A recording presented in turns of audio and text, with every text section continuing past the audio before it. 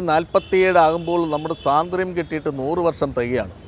ഈ 100 വർഷം കഴിയുമ്പോൾ നമ്മുടെ രാജ്യം ഭരിക്കുന്ന ഭരണാധികാരികൾക്കും ഈ 100 വർഷത്തിൽ രാജ്യത്തിൻ്റെ പുരോഗമനം ലക്ഷ്യമിട്ടുകൊണ്ട് വളരെ വലിയ ഒരു കാഴ്ചപ്പാടുമായിട്ട് മുന്നോട്ട് പോകുമ്പോൾ മറ്റൊരു വിഭാഗം ആൾക്കാർ ഈ 2047 അവർക്ക് ഇസ്ലാമിക രാജ്യമുണ്ടാക്കണമെന്ന് പറഞ്ഞ ഒരു കൂട്ടം ആൾക്കാർ ഇതിൻ്റെ പുറകിൽ നിന്ന് നിൽക്കുകയാണ്. 2047 അവർ രാജ്യമുണ്ടാക്കും. അത്തരത്തിൽ ഇസ്ലാമിക രാജ്യമുണ്ടാക്കാവുന്ന ആ ഒരു കാഴ്ചപ്പാടിൽ അവരിവിടെ പല പ്രവർത്തനവും നടത്തിക്കൊണ്ടിരിക്കുകയാണ്.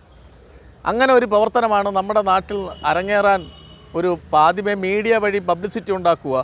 ആ പബ്ലിസിറ്റി വഴി ജനങ്ങളുടെ ഇടയിൽ പ്രശ്നങ്ങൾ ഉണ്ടാക്കിക്കൊണ്ട് അത്തരം സംഘർഷങ്ങളിലേക്ക് കൊണ്ടുവരിക.